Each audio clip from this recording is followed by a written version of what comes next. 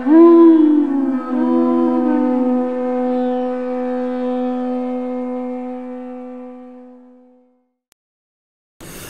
Namo Bhagavate Vasudevaya. Om Namo Bhagavate Vasudevaya.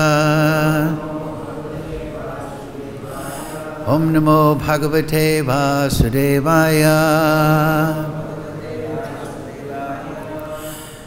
All together, please. Om Jnana Timirandasya Ganandana Salakaya Chakshurun Militam Yena Tasmai Shri Gurave Namaha Shri Chaitanya Manobhistam Stapitam Yena Bhutale Swayam Rupa Kadamayam Dadati Swapadantikam Vandeham Shri Guru Shri Yukta Padakamalam Shri Gurun Vaishnavangscha Shri Rupam Sagrijatam Sahagana Raganatam Vitam Tam Sajivam Sarvetam Sarvadutam Prijana Sahitam Krishna Chaitanya Devam Shri Radha Krishna Padang Sahagana Lalita Shri Vishakam Vitamscha He Krishna Karana Sindhu Dina Bandhu Jagatpate Gopesha Gopika Kanta Radha Kanta Namostate Tapcha Kanchana Gaurange Radhe Vrindavanishwari Vrishavana Sudadevi Pranamami Hari Priye Panchakalpa Tarubhyascha Kripa Sindhu Bevacha Paditanan Pavnebhyo Vaishnavebhyo Namo Namah Shri Krishna Chaitanya Prabhu Nityananda Shri Advaita Gadadhar Shri Vasadi Gaur Bhakta Vrinda Hare Krishna Krishna Krishna Hare Hare Hare Ram, Ram Ram, Hare Hare.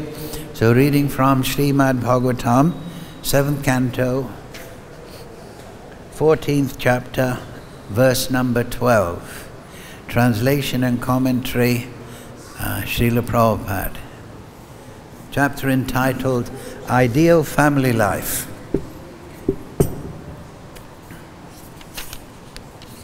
Please repeat, excuse me. Please repeat. Ya yad yadate swan pranan hanyad va pitaram gurum tasyam swatvam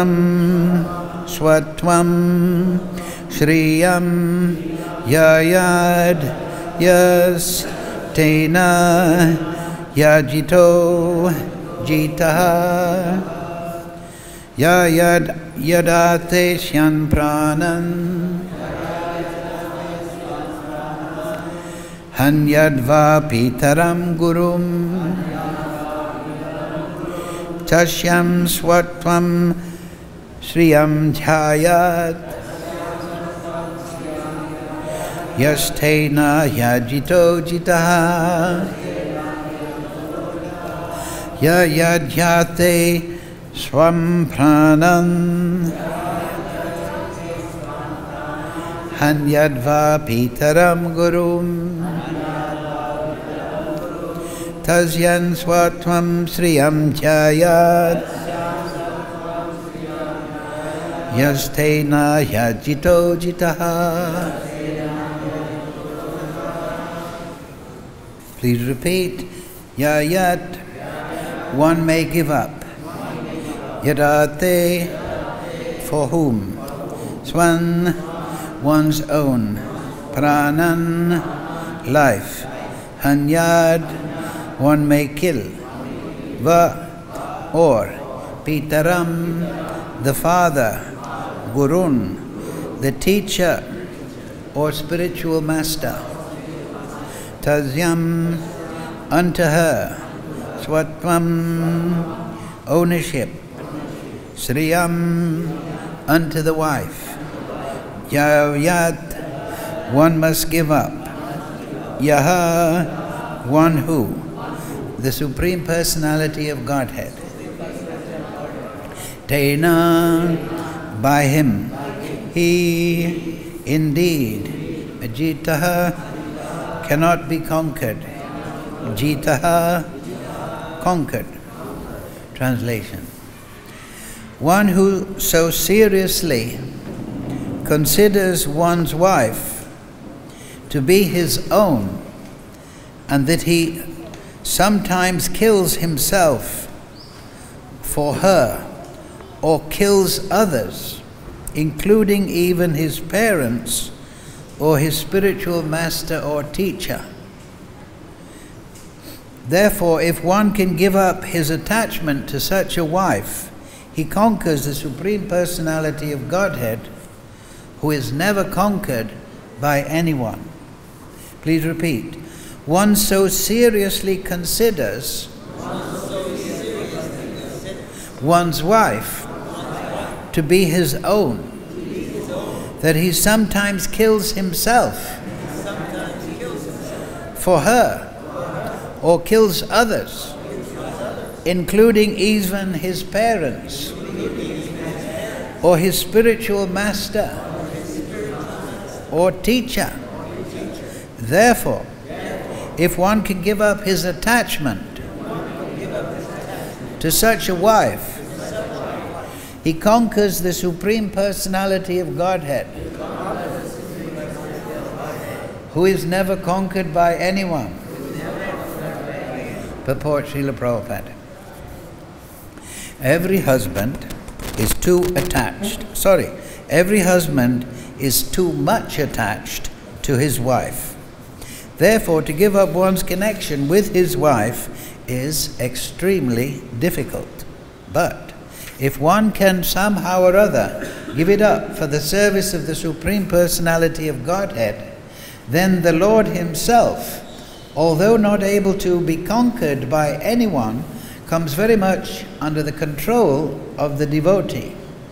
And if the Lord is pleased with a devotee, what is there that is unobtainable? Why should one not give up his affection for his wife and children and take shelter of the Supreme Personality of Godhead? Where is the loss of anything material? Householder life means attachment for one's wife, whereas sannyas means detachment from one's wife and attachment to Krishna. Mukam karochi vachalam bhangam laite girim yad kripa tamaham bande Shri Guru dinatarinam yad yarate syan pranan nanhad vapitaram gurum tasyam swatvam sriyam yayad yastena yajito jitaha. One so seriously considers one's wife to be his own that he sometimes kills himself for her, or kills others, including even his parents or his spiritual master or teacher. Therefore, if one can give up his attachment to such a wife, he conquers the Supreme Personality of Godhead, who is never conquered by anyone. Yes. So this is a very pointed verse. In the material world, sometimes this is called Durgadam, the prison house. Durga Devi is an expansion not directly of Radharani, but she's the expansion of Yogamaya, Subhadra, Krishna's sister in the transcendental world. And she has three primary forms. Kali, she destroys Kali. Don't make Kali angry. She destroys the demons. Then she has Durga, associated with mode of passion. She has 20 arms and weapons in each, and she has a trident, and she has it pointed at the chest of the demon. Manisha, I think? Huh? Yeah, Manisha.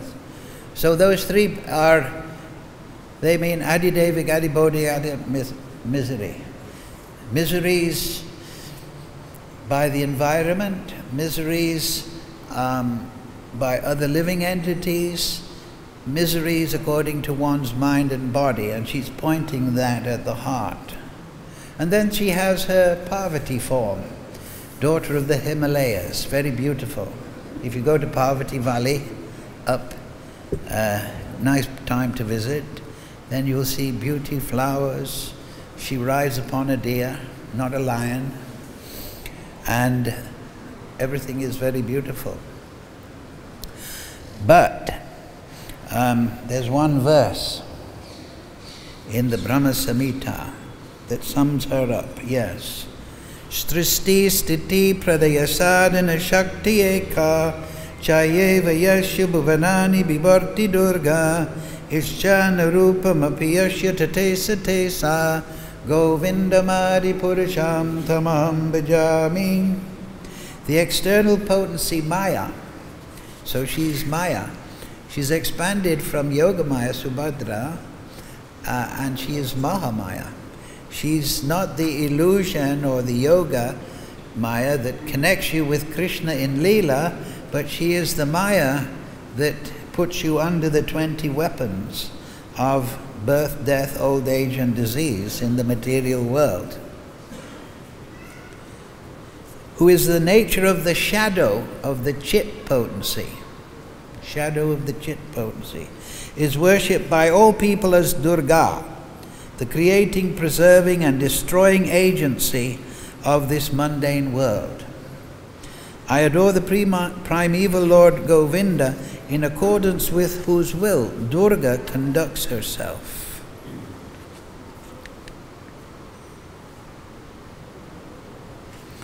Yes. So Durga is under the control of Krishna, and she's employed to break the enjoying spirit of the living entity. The living entity, he takes wife, and through Striya, he expands his material enjoyment. To satisfy the wife, one must have property, income. If you remember a couple of years ago, the teachings of Prithu Maharaj, he gave the 3 duties of a man to the wife. He should protect her, primary duty. That means spiritually, materially, mentally, intellectually, he should protect her. Woman should be protected because due to softness of heart, we'll say, they are easily misled. So woman should be protected by the father, by the husband, by the elderly sons in time. So protection is necessary also. A woman generally wants a man who is of status, who can give her protection, because in the conditioned state she wants to produce children, so she must have a stable place. And the second duty, Prithu Maharaj, was maintenance. He must maintain the family, the wife and the children that will come. And then second, he must be the guru. In Rishabdev's teaching, to his sons, he says, Pita Nyasat, don't become a father if you can't liberate your dependents, your children, from birth and death. And then there's 3 corresponding duties, if you remember, for the woman. The woman should be faithful to the husband. That doesn't mean to say just chaste. It means she should have faith in the goodwill of the husband to her. She should trust in the husband. And that puts a burden upon the husband to act in a sober, controlled way, so that the faith of the wife is inspired. We hear in the Chaitanya Charitamrita, Lord Chaitanya, he never joked with Vishnu Priya, Lakshmi Priya. He wasn't, in England they call it a merry andrew. He wasn't a dancing dog trying to entertain his wife. He was the sober companion. And a woman likes that in a man because she feels protected. The first man in a woman's life is the father, and the father is the protector. The first woman in a man's life is the mother, and the mother is the protectress, but she's also the nurturer. So the woman, she should have faith in the sobriety and goodwill of the husband, and that puts burden on the husband, because the burden is on the man, because the woman will naturally follow a sober and protective man and feel confident. Now I can produce children, and which she is driven to do in the conditioned state. Then second, chastity. She should consider all other men as her children, sons, and only serve the husband in the intimate fashion. If not, then she is considered prostitute. Then the third one, she should defer to the husband. Just like the third one of a man, he should be the guru of the family. He should be, the obligation there again is that the man should be very learned in the Shastra and realized in the Shastric conclusion. And the woman then will naturally, that's in the first canto, purports by Prabhupada, the women love to hear discourses on Krishna. Women like to hear. And if the husband is learned in the Shastra and he gathers the family together every evening and they discuss the Leela of Krishna, then all the children and the woman become inspired and sheltered under his spiritual guidance. Nowadays, everyone gathers around the television, ruining their eyesight and mind and intelligence and becoming programmed by the programs. So, if ISKCON is to be a success, it must develop grihastas rather than griyamadis, because the family unit is the building block of society. Nowadays you'll find in the West, particularly cultural Marxism failed, the classical form. Now cultural Marxism is there, and they are trying to destroy the family unit. They are trying to destroy nationhood. There should just be one nation to be ruled over. There should be no religion, and there should be no property. This is not actually communism. This is the basis of tyranny.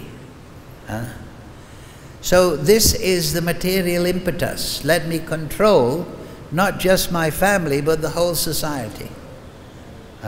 They call it New World Order, but it's not the New World Order. It's the old bad habit. Just like the dog. The dogs, they try to control a section of the street. They try to have, this is my part of the street, and now I'm controlling this street. I am the proprietor, and I can enjoy the biscuits and rubbish that are in the street. And if another dog comes into my territory, I will fight them off with my allies. And we see the lions and the tigers. The lions have their territory, and they want to gather all the other lionesses. They make an alliance perhaps with another male, and they kill other. The king is dead, long live the king. They mark their territory in different odorous ways. So a man, this verse points to this. A man should not be like a dog or a lion or a microbe.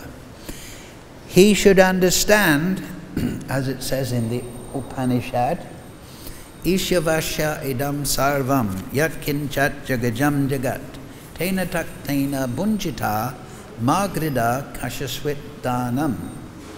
Everything in this world is controlled and owned by the Lord. Therefore one should accept only those things that are necessary, that are set aside as his quota. One shouldn't accept other things, other people's property, knowing well to whom those items belong. So, Krishna is the source of everything. Previous verse, Om Purnat Purnapidat Purnat Purnat Udachyate Purnasya Purnamadaya Purnam Eva Vasishyate. Everything is emanated from the Supreme Lord.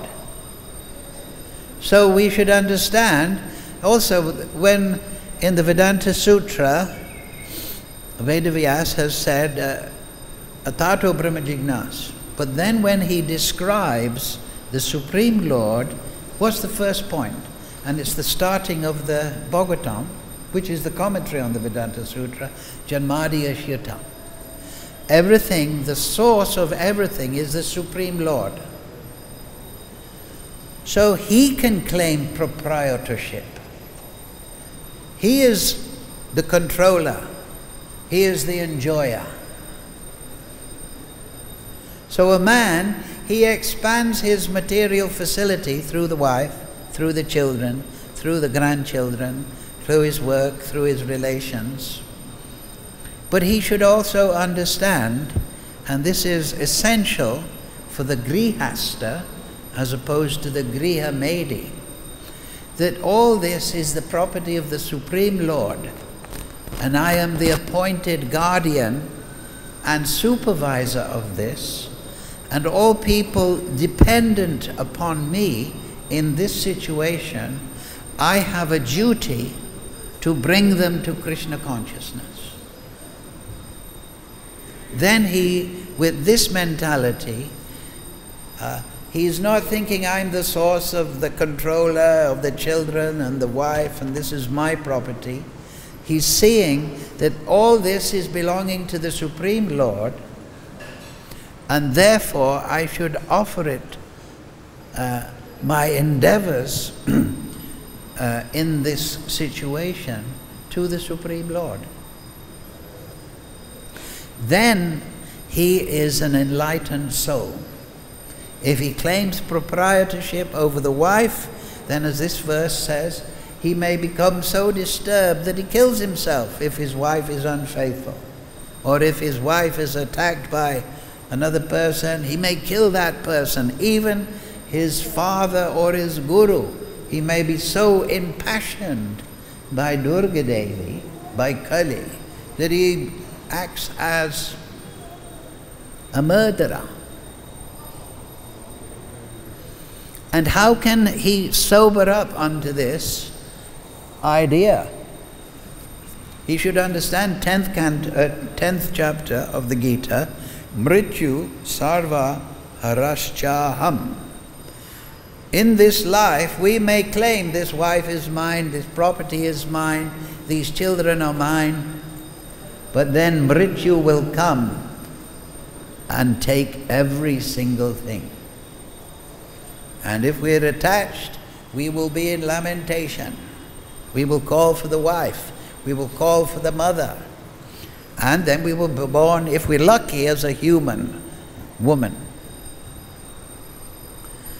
So, the Shastra is very pointed on these points. That it's not that you give up attachment in the sense at an immature stage and just say, oh, I'm giving up the wife.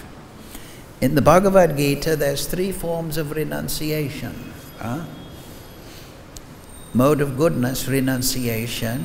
You're giving up according to attachment in the sense of a conception, it is mine. Mode of passion is that you're giving up renunciation in the sense that this is unattractive to me, and I want to be known as a renunciant. I want to be known for my renunciation, mode of passion. And renunciation in the mode of ignorance means that, oh, I'm giving it up because it's too difficult to keep a wife and children, so I'm not bothered. So this is negative. This is not true renunciation. But now when Lord Chaitanya gave up company of Mother Sachi and Vishnu Priya, he gave it up in transcendental consciousness, that his bhava, his prem for the Supreme Lord was so overwhelming that he wasn't able to engage in the duties of even the grihastha. So we should understand all these levels of renunciation, and we shouldn't imitate those to which we are not qualified. We shouldn't just give up things because they're difficult or they're giving us a headache. But we should understand dukkhalayam masashvitam. This material world is a place of misery, and the misery is through attachment. Like I say, this is Durgadam. Why is it Durgadam? What? I don't see any walls. I don't see any prison warders. How is it a Durgadam? Well, we're tied, the shackle.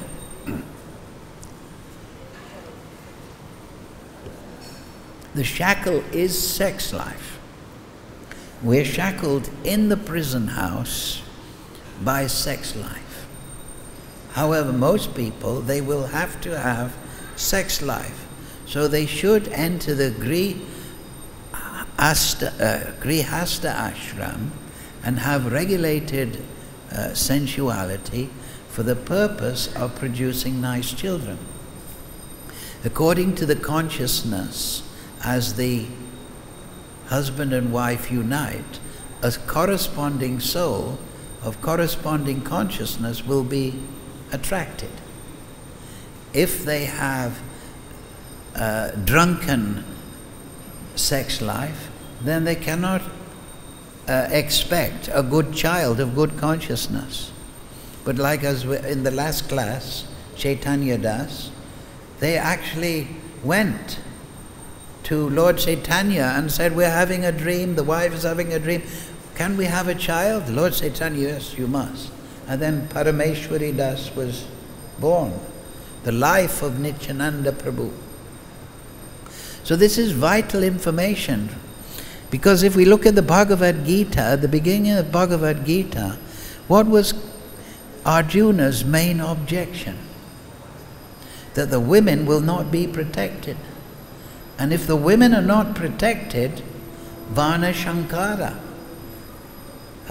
they'll become loose because they have desire. They'll become loose. They'll be subject to rapacious activity. And then bad children will be flooding the world and society will crash. So though Krishna got Arjuna to fight, he did not reject that concept. That concept is valid. But he explained that now you must do your duty to me, because this battle is my arrangement, because I want you to steer on the throne and not Duryodhana. Yudhisthira accepted the throne not because he wanted to be the big man, like Duryodhana, incarnation, expansion of Kali, but because it was a service to Krishna. So this is a very important point. The material world now is ruled, as Prabhupada said, by man-eating Rakshasas. And at the beginning of 7th canto, you will find there, what is the Rakshasa? The Deva is the person in the mode of goodness. They want to harmonize with the environment, the demigods, the Supreme Lord, the devotees of the Lord. The Asura wants to enjoy the mode of passion. He wants to enjoy sensuality, wine, women and song. But the Rakshasa is the type that wants to be the controller. His enjoyment is the control and then suppression of others. So that is what's going on. Everywhere in the world now, the environment is being destroyed. The people are being destroyed by lack of knowledge. There's fighting and discord between all sorts of people. The only actual solution is the re-spiritualization of mankind. And that means they must understand the message of the Bhagavatam. There's that verse, Krishna swadharma pagate dharma jnane debisaha kalo nasta drisham esha puranaka dunodita. The sages asked Sukha Goswami, now that Krishna has returned to his own abode, accompanied by knowledge, religiosity, and auspiciousness, where are those things to be found? People, and the answer is that now people, they're blinded by this age of Kali. The rulers put Duryodhana to shame for their viciousness. Paranaka they'll get light from the Bhagavatam. So the demon, they perform, the Rakshasa, they perform activities that it is shameful to even speak about. It is shameful to even speak about what they are doing. And in this way, they path their hell. They make a path to hell. They go to Patala Loka, and then they take birth as microbes and lower entities, envious creatures. It is there in the Gita. And they go up through the lower planetary systems, and after trillions of years, they may attain once more Bhumandala. So they are killers of the soul. They are killing their own soul, and the root of this is Tamishra. In Kapil's teachings to Devahuti, he explains the first covering of the fallen soul is Tamishra, Tamishra. It means anger, but it means a rebelliousness against the supremacy of the Supreme Lord. Material life is based on this rejection of our position as the servant of the servant of the servant of the Supreme Lord. And then we refuse to take his shelter under Tamishra. And then we lose spirituality and we become concerned with the bodily concern. That is tamas. And then moha. We enter into illusion, and then the fifth covering, mahamoha. All the reactions of our sinful activity completely bewilder us. And we take birth as flies, insects, animals, lions and tigers. So human life is a great opportunity to escape from this. By the proper form of renunciation. It is not this tamasic, rajistic renunciation where you just give up the wife because it's too much trouble. But rather, you perform your duties to the wife, seeing them as the property and the children of Krishna. What does Krishna say in the Gita? Aham bija pitaha. I am the seed-giving father. So everyone, we are not the seed-giving father. We may create in some secondary way the body of a child, but we don't create the soul that goes in there. So Krishna is the father of all, and Durga Ma, right? Saraswati Ma, Subhadra Ma. Radharani is the mother of all the devotees. So it's there, Chanika Pandit says, the learned man sees three things. He sees all women as mother. He sees other people's property a stool in the street, as this Upanishad said. Don't claim your quota excessively from other people. And he treats all others as if he would wish to be treated. Do unto others as you would have them do unto you. So this is a learned man, because he's living in a state of righteousness as an offering to the beloved Supreme Lord. Just like Bibhishan. He appeared in the family of Ravana. He was the brother.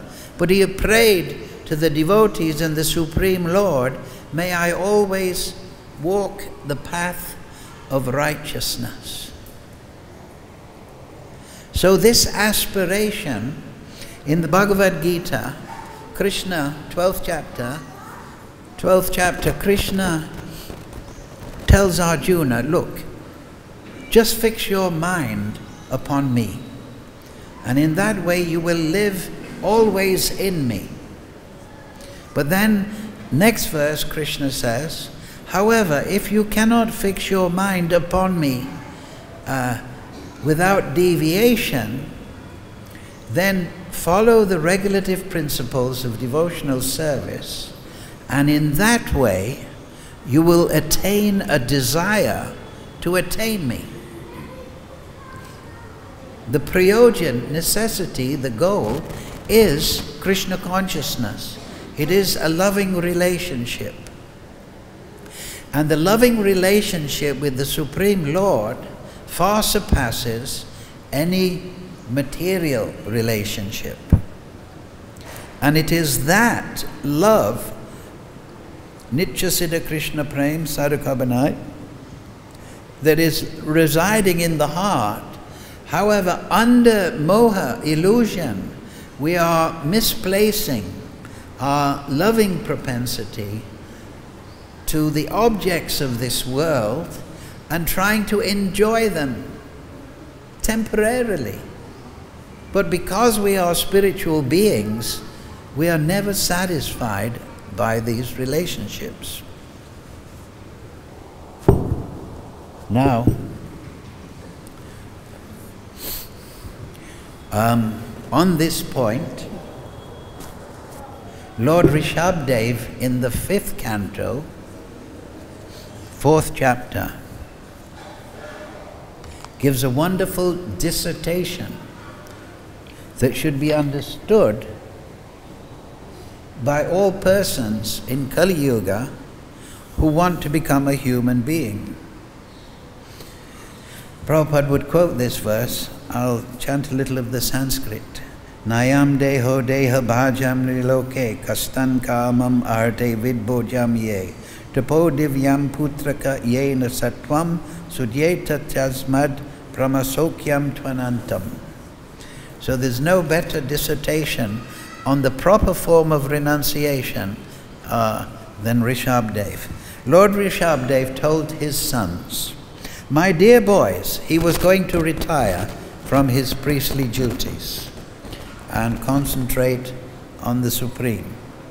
Of all the living entities who have accepted material bodies in this world, one who has been awarded this human form should not work hard day and night simply for sense gratification, which is available even for the dogs and hogs who eat stool.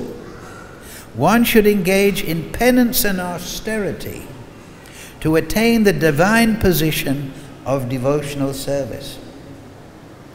By such activities, one's heart is purified, and when one attains this position, he attains eternal, blissful life, which is transcendental to material happiness and which continues forever.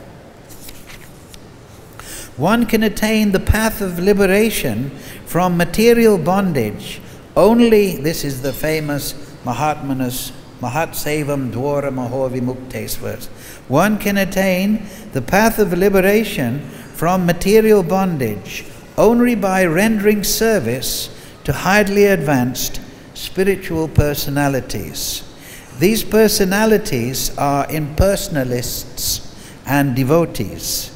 Whether one wants to merge into the Lord's existence or wants to associate with the personality of Godhead, one should render service to the Mahatmas. For those who are not interested in such activities, who associate with people fond of women and sex, the path to hell is wide open. The Mahatmas are equipoised. They do not see any difference between one living entity and another. They are very peaceful and are fully engaged in devotional service. They are devoid of anger, kamishra, and they work for the benefit of everyone. They do not behave in any abominable way. Such people are known as Mahatmas. Those who are interested in reviving Krishna consciousness and increasing their love of God do not like to do anything that is not related to Krishna. They are not interested in mingling with people who are busy maintaining their bodies, eating, sleeping, mating, and defending. They are not attached to their homes, although they may be householders. Now listen carefully. At the same time, they are not indifferent to the execution of those duties as a householder, but they see it as a service to the Supreme Lord, but their attachment is to the Supreme Lord. Such people are interested in collecting only enough money to keep the body and soul together. When a person considers sense gratification the aim of life, he certainly becomes mad after materialistic living and engages in all kinds of sinful activity. He does not know that due to his past misdeeds, he has already received a body which, although temporary, is the cause of his misery. Actually, the living entity should not have taken a material body, but he has been awarded the material body for his sense gratification. Therefore, I think it not befitting an intelligent man to involve himself again in the activities of sense gratification by which he perpetually gets material bodies one after the other. As one does not inquire about the spiritual values of life, one is defeated and subjected to miseries arising from ignorance. Be it sinful or pious, karma has its resultant actions. If a person is engaged in any kind of karma, his mind is called karmatmaka, colored with fruitive activity. As long as the mind is impure, consciousness is unclear, and as long as one is absorbed in fruitive activity, he has to accept another material body. When the living entity is covered by the mode of ignorance, he does not understand the individual living being and the supreme living being, and his mind is subjugated to fruitive activity. Therefore, until one has love for Lord Vasudeva, who is none other than myself, he is certainly not delivered from having to accept a material body again and again. Even though one may be very learned and wise, he is mad if he does not understand that the endeavor for sense gratification is a useless waste of time. Being forgetful of his own interest, he tries to be happy in the material world, centering his interests around his home, which is based on sexual intercourse, and which brings him all kinds of material miseries. In this way, one is no better than a foolish animal. The attraction between male and female is the basic principle, the shackle, of material existence. On the basis of this misconception, one which ties together the hearts of the male and female, one becomes attracted to his body, home, property, children, relatives, and wealth. In this way, one increases life's illusions and thinks in terms of I and mine. When the strong knot in the heart of a person implicated in material life due to the results of past action is slackened, sadhu sangha, one turns away from his attachment to home, wife and children. In this way, one gives up the basic principle of illusion, I and mine, aham mameti, and becomes liberated. Thus one goes to the spiritual world. Now, it goes on, but this verse, we'll finish on this verse. And this is the key point. O my sons, you should accept a highly elevated Paramahamsa, a spiritually advanced spiritual master. In this way, you should place your faith and love in me, the Supreme Personality of Godhead. You should detest sense gratification and tolerate the duality of pleasure and pain, which are like the seasonal changes of summer and winter. Try to realize the miserable condition of the living entities, who are miserable even in the higher planetary systems. Philosophically inquire about the truth, then undergo all kinds of austerities and penances for the sake of devotional service.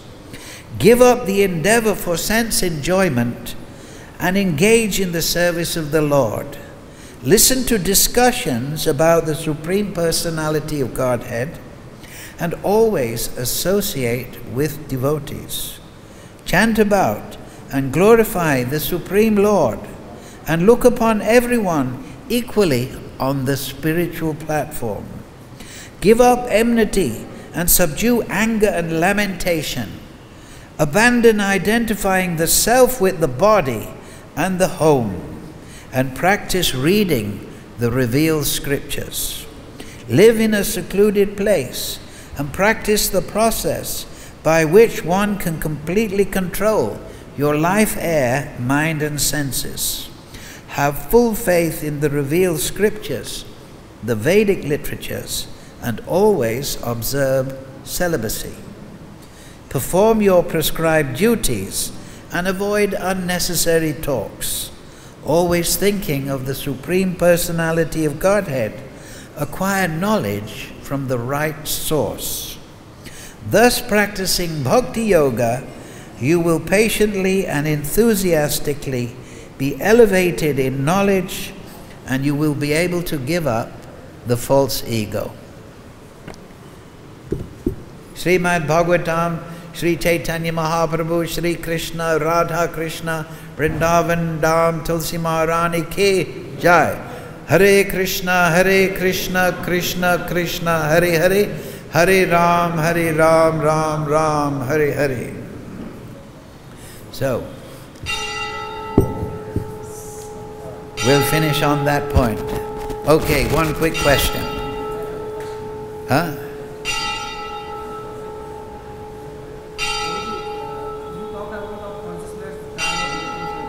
I can't hear you, the bell.